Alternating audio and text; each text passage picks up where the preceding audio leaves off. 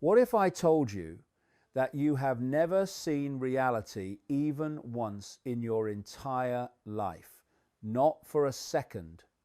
Not as a child, not now. Everything you believe to be solid, real, objective, and external is not reality itself, but a representation, a decoded signal translated by your biology into something your mind can process. You don't experience the world as it is. You experience the world as your nervous system allows it to be. And that single realization changes everything. Look around you. The room, the walls, the screen you're watching. You believe you are seeing objects, shapes, distances, colors. But what you are actually experiencing is electrical activity inside your brain. Reality does not enter your mind. Data does. Frequencies do. Vibrations do. And from that infinitesimal stream of information, your brain constructs a three-dimensional story and calls it the world. The colors you see are not out there. Sound is not out there. Even solidity is not out there. They exist only as interpretations inside your head. The world you think you inhabit is happening within you. Your eyes can only detect a tiny fraction of the electromagnetic spectrum, less than 1% of what actually exists. Your ears hear a narrow band of frequencies and call the rest silence. Your senses are not designed to reveal truth. They are designed for survival. They filter reality down to what is necessary to navigate this environment, not to understand existence. And yet you've been conditioned to believe that what you perceive is all there is, that anything you cannot see, hear, touch, or measure does not exist. That assumption is not science. It is limitation masquerading as certainty. Think about what that means.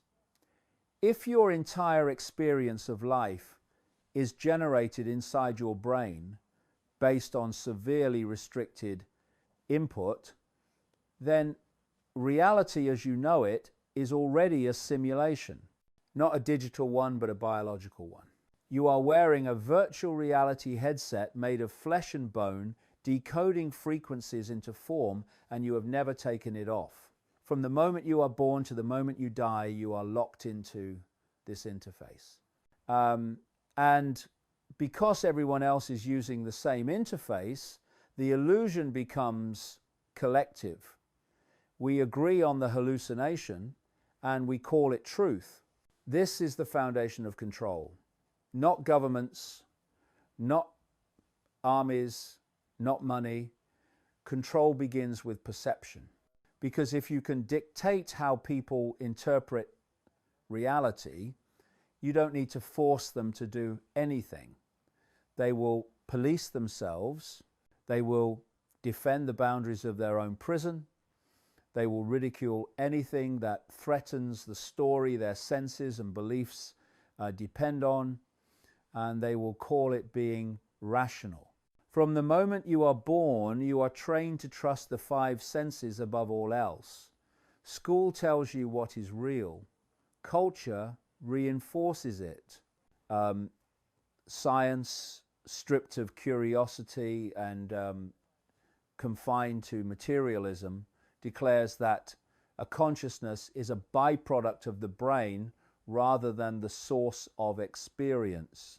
And slowly, methodically, you are trained to identify as a body in a world rather than awareness experiencing itself through form. That is not an accident. That is the first layer of the matrix.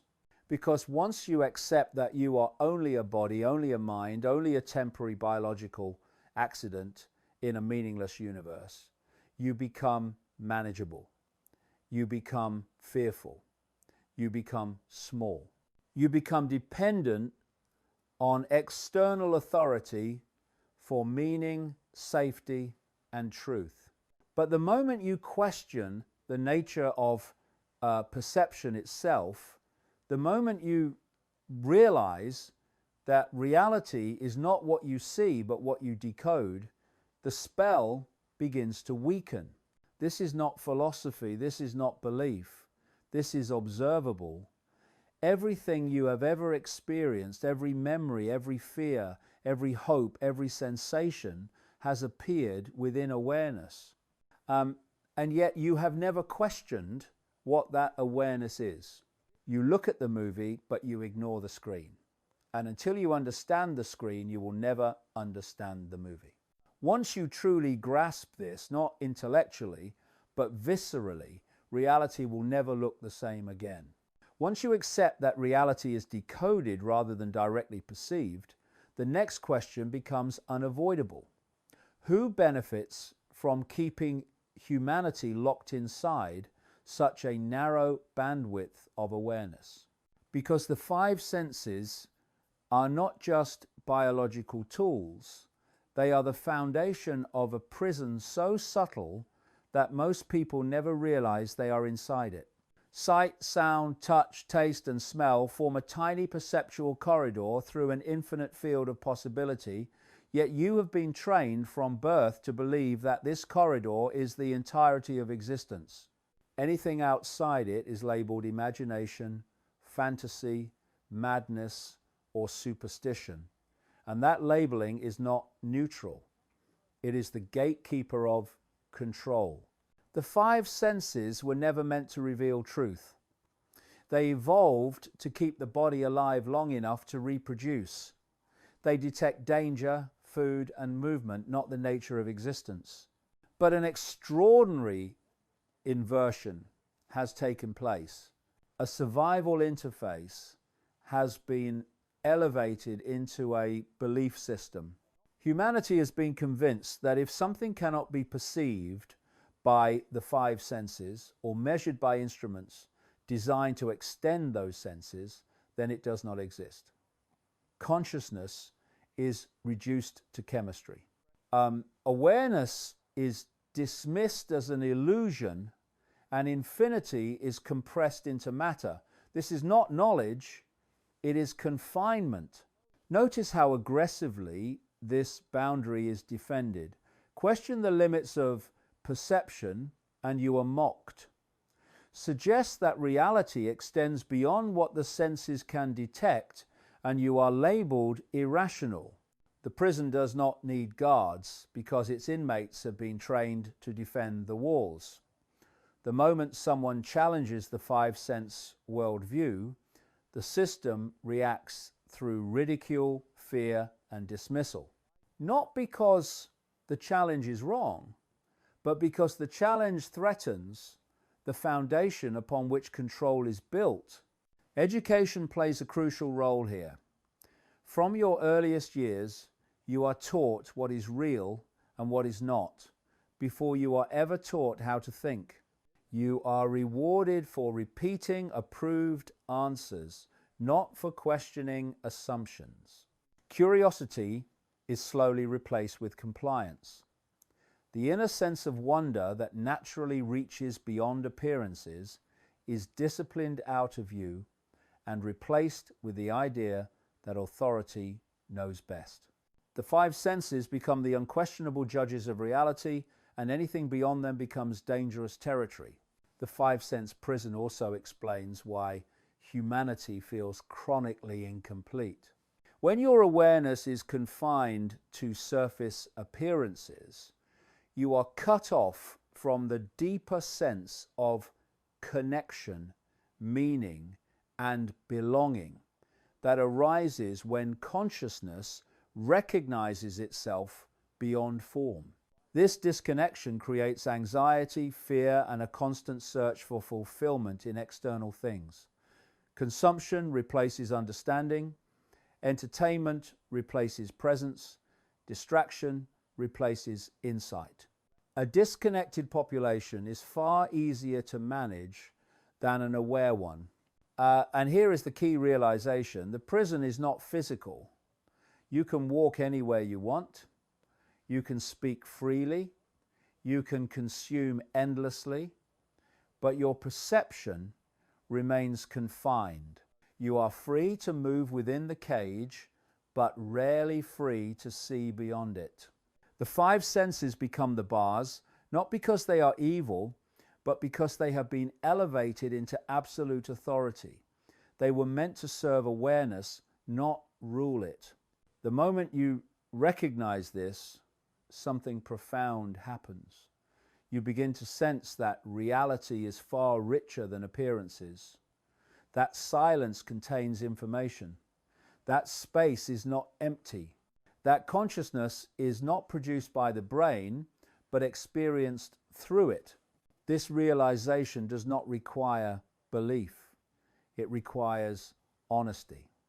An honest look at the fact that you have never experienced anything outside awareness itself.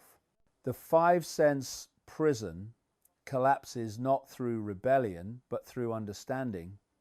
And once it begins to collapse, the next layer reveals itself, the programming that keeps humanity defending its own confinement. Once perception is locked inside the five-sense prison, the next stage of control becomes remarkably simple: programming.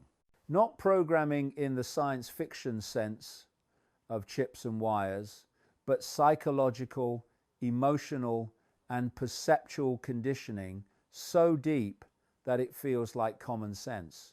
This is where most people lose sight of what is happening, because the system does not announce itself as control. It presents itself as normal life. Education, news, culture, entertainment. And because everyone around you accepts it as normal, the programming becomes invisible. From early childhood, you are not taught how to think, but what to think within carefully defined boundaries. You are trained to seek approval from authority, to measure your worth through external validation, and to fear stepping outside socially accepted narratives. Obedience is rewarded, conformity is praised, curiosity that challenges foundational assumptions is quietly discouraged. Over time, this creates a population that mistakes repetition for truth and familiarity for reality. When something is heard often enough, it feels real, regardless of whether it is true. The media then takes over where education leaves off. It does not exist primarily to inform, but to condition emotional response. Fear, outrage, anxiety, division, these are not accidental byproducts. They are the fuel of a programmable mind. A fearful mind does not question deeply. An angry mind seeks enemies, not understanding. A divided population cannot unify against manipulation because it is too busy fighting itself. This is not conspiracy in the shadows. It is observable pattern. When fear dominates perception, reason collapses and authority expands. Technology has now refined this process to extraordinary precision. Algorithms do not simply show you content, they shape your emotional rhythm. They learn what triggers you, what distracts you, what keeps you scrolling, reacting, consuming. Attention is fractured into seconds. Thought is broken into fragments. And something crucial happens when attention can no longer remain still. Memory begins to collapse. When experiences are not integrated, identity weakens. You begin to feel disconnected from yourself, from meaning, from continuity. A person without a strong sense of self is infinitely easier to influence. This is why distraction is one of the most powerful tools of control ever devised. Not oppression, but overload. Not censorship, but saturation. You are flooded with information until discernment becomes impossible. Truth is buried not by silence, but by noise. When everything is urgent, nothing is important. And when nothing feels solid, people cling to whatever narrative offers certainty, even if it is false. Religion, politics, and ideology then step in to complete the program. Each offers identity in exchange for obedience. You are told who you are, who is right, who is wrong, and who to fear. Complex reality is reduced to simplistic categories. Good versus evil, us versus them, left versus right, believer versus non-believer. These divisions are not organic, they are engineered. A divided mind is a predictable mind, and a predictable mind is controllable. What makes this system so effective is that it rarely feels imposed. People defend it passionately because it has become part of their identity. To question the program feels like questioning oneself. And so the system does not need to silence dissent. It relies on social pressure, ridicule, and self-censorship. The fear of exclusion becomes stronger than the desire for truth.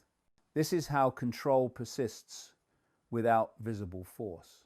But beneath all of this lies the most critical insight. Programming only works when awareness is absent. The moment you begin to observe your own thoughts, emotional reactions, and belief patterns, the spell weakens. The program relies on unconscious participation.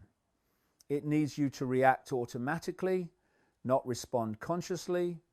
It needs you identified with the noise in your mind, not the awareness behind it.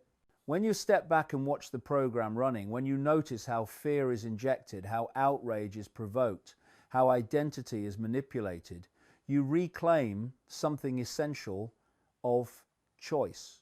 And choice is lethal to any system of control, because a human being who can choose their response is no longer programmable.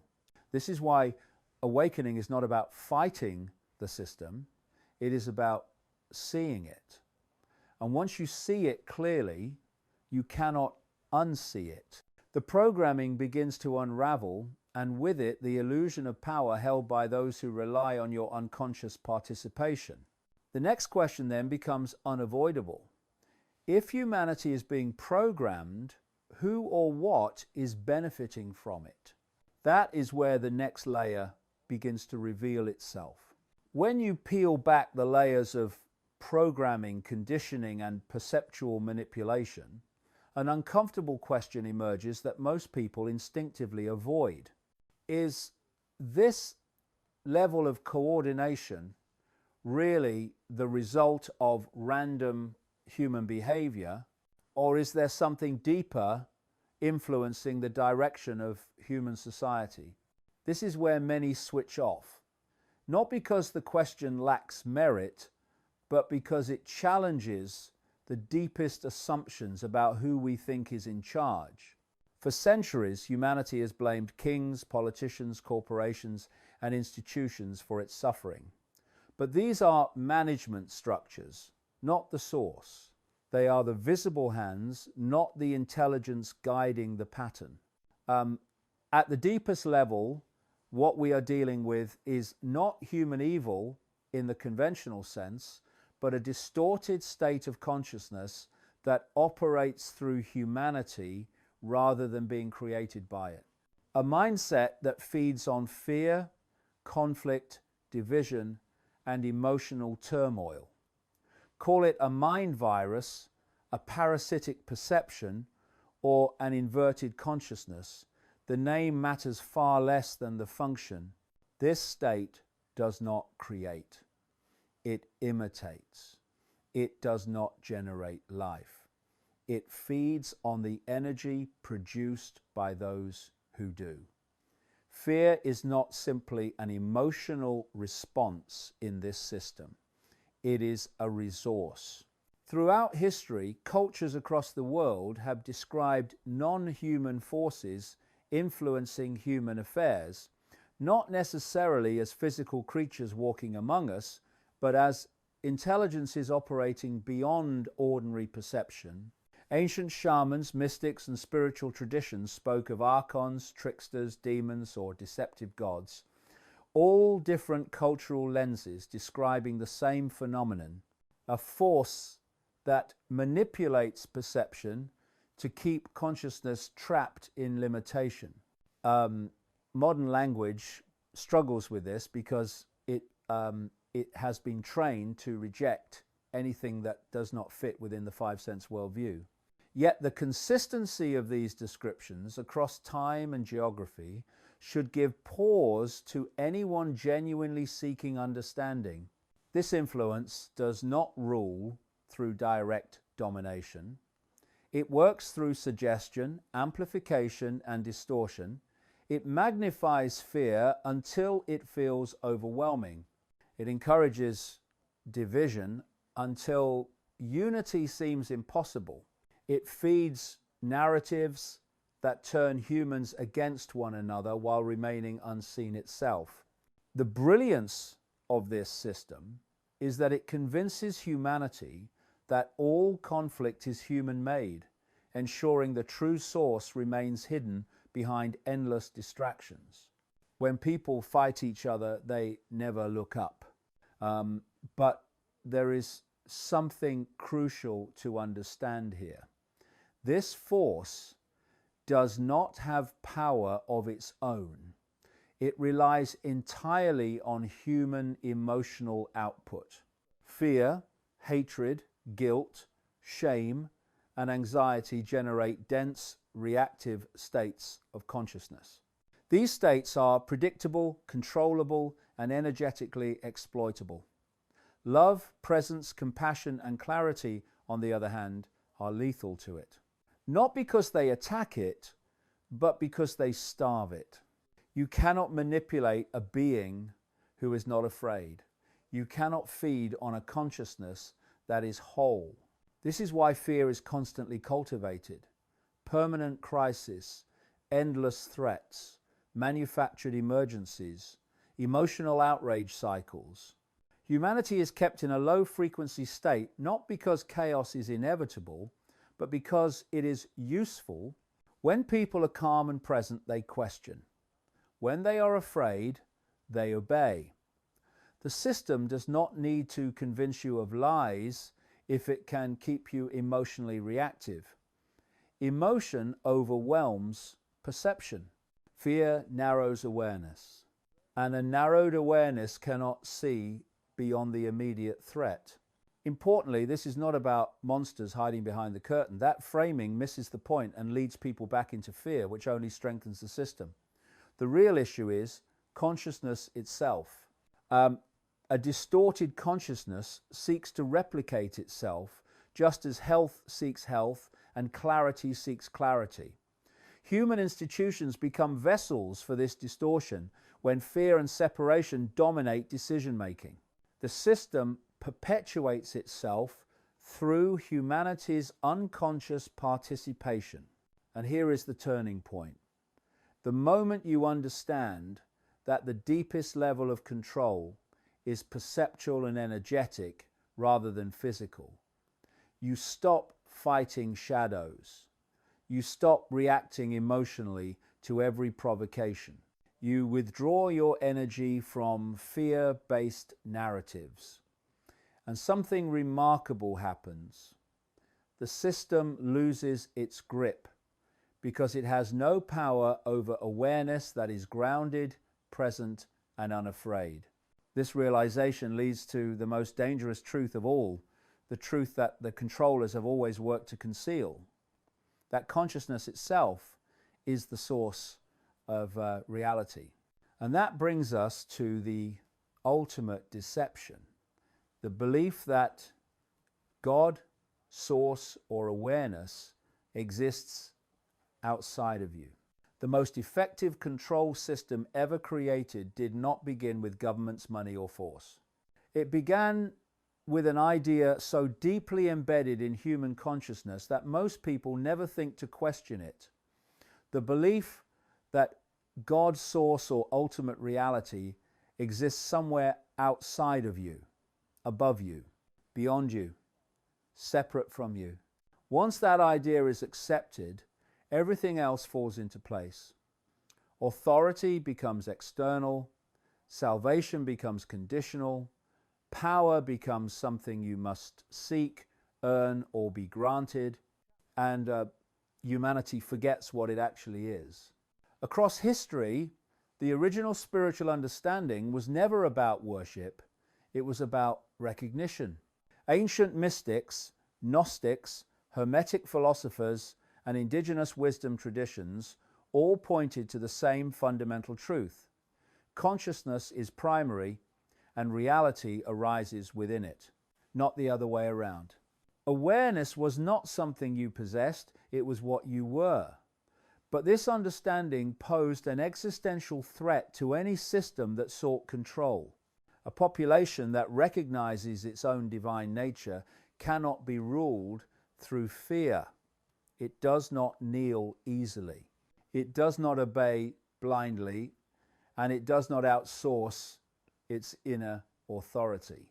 So the teaching was inverted, God was moved outside, divinity was elevated beyond reach, humans were redefined as small, flawed, sinful, and in need of guidance.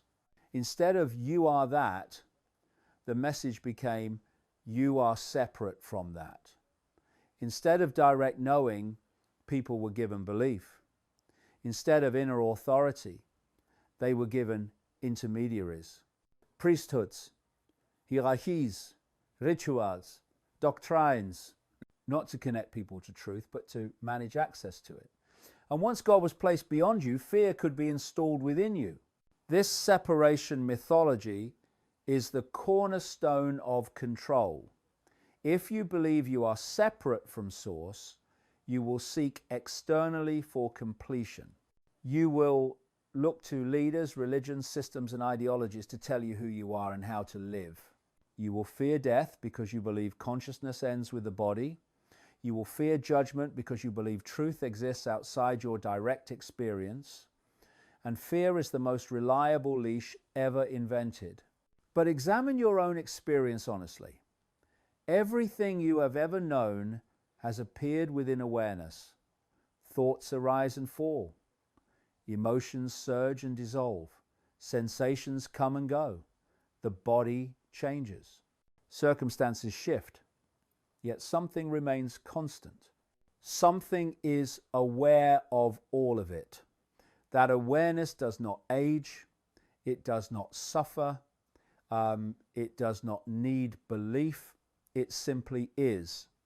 And no one has ever been able to point to a boundary where that awareness ends. You have never experienced yourself as separate from it because you are it. The exit from the matrix is not a door you walk through, a system you overthrow, or an enemy you defeat. That is the final trick of the illusion, convincing you that freedom exists somewhere else, in some future event, waiting to be granted. The truth is far simpler and far more unsettling to the control structure. The exit is awareness itself. The moment you see the system clearly, without fear and without identification, you are already stepping beyond it. Not physically, but perceptually. And perception is where the cage exists.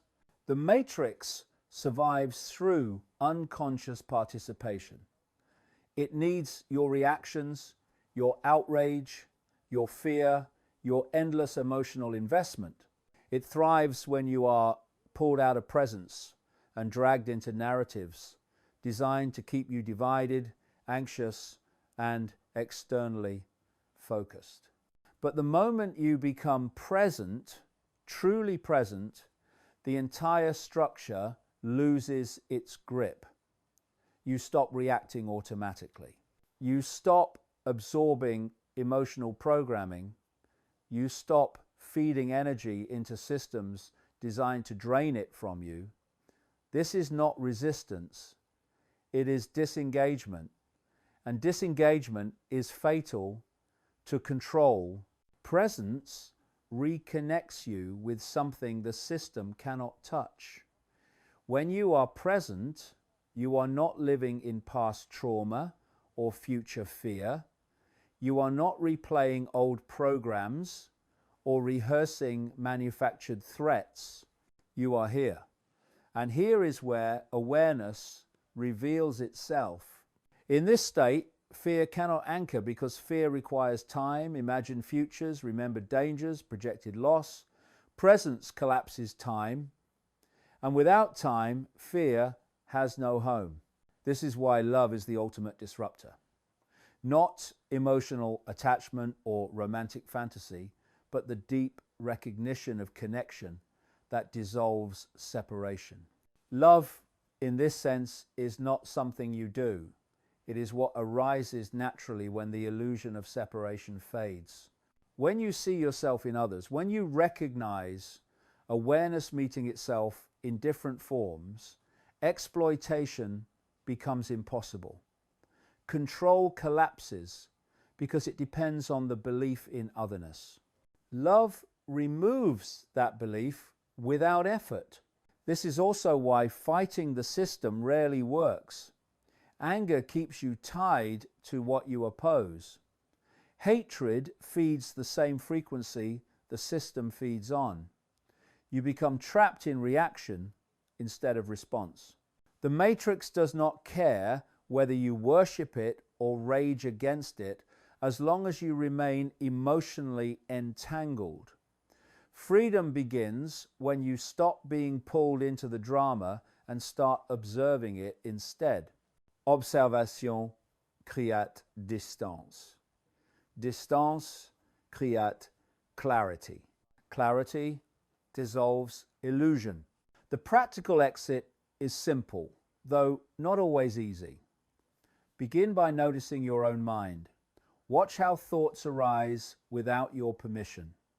Observe how emotional reactions are triggered externally.